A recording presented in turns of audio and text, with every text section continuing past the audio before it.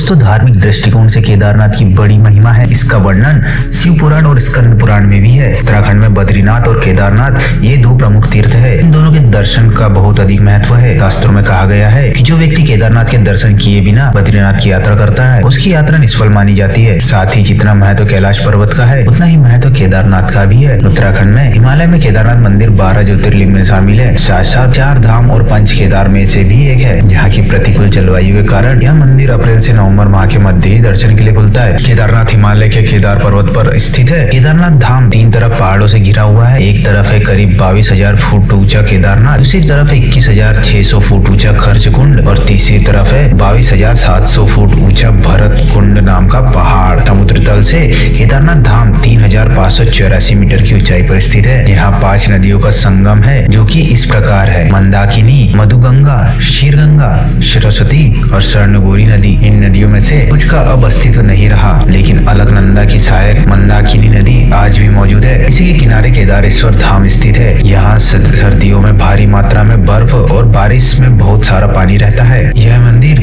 6 feet ऊंचे चकोर चबूतरे पर बना हुआ है। मंदिर में मुख्य भाग में मंडप और गर्भगृह के चारों ओर परिक्रमा पथ है। बाहर आंगन में नंदी बैल भगवान शिव के वाहन के रूप में विराजमान है, जिनकी श्रद्धालु पूजा भी करते हैं। जब इस मंदिर पर विपदा के बादल छा गए थे, तब से केदारनाथ धाम की दूरी 3 किलोमीटर बढ़ गई है। पहले यात्रियों को गौरीकुंड से धाम पहुंचने के लिए 14 किलोमीटर का पैदल सफर तय करना पड़ता था, लेकिन अब वह दूरी 17 किलोमीटर की हो गई है। जो यात्री बड़े बुजुर्ग है, वे घोड़े और खच्चर पर बैठकर भी यात्रा करते हैं। पौराणिक कथा के मुताबिक जब भगवान शंकर बैल के रूप में अंतर्ध्यान हुए, जब उनके धड़ से ऊपर का भाग काठमांडू यानी नेपाल में पाया गया, जहाँ पशुपतिनाथ का मंदिर स्थित है। साथ ही शिव जी की भुजाएं तुंगनाथ में, मुख रुद्रनाथ में, नाभि महेश्वर में और जटा कल्पेश्वर में प्रकट हुई। इसलिए इन 4 स्थानों के साथ केदारनाथ धाम को पंच केदार कहा जाता है। मंदाकिनी नदी के किनारे बसा केदारनाथ मंदिर का 6 वर्ष पहले आए प्रलय के बाद बचना किसी चमत्कार से कम नहीं है। इस विनाश में सब कुछ खत्म हो गया था। केदारनाथ मंदिर के पीछे पानी के बहाव के साथ आई एक बड़ी चट्टान इस तरह कवच बनी रही, मंदिर की एक ईंट को भी नुकसान नहीं होने दिया। इस शिला का नाम भीमशिला रखा गया है। केदारनाथ जाने वाले सभी भक्त इस शिला की भी पूजा अर्चना करते हैं। यह शिला मंदिर के परिक्रमा मार्ग के बिल्कुल पीछे है। दोस्तों, आपको यह जानकारी कैसी लगी हमें कमेंट करके जरूर बताएं। कमेंट में हर हर महादेव लिखना बिल्कुल न भूले। धन्यवाद।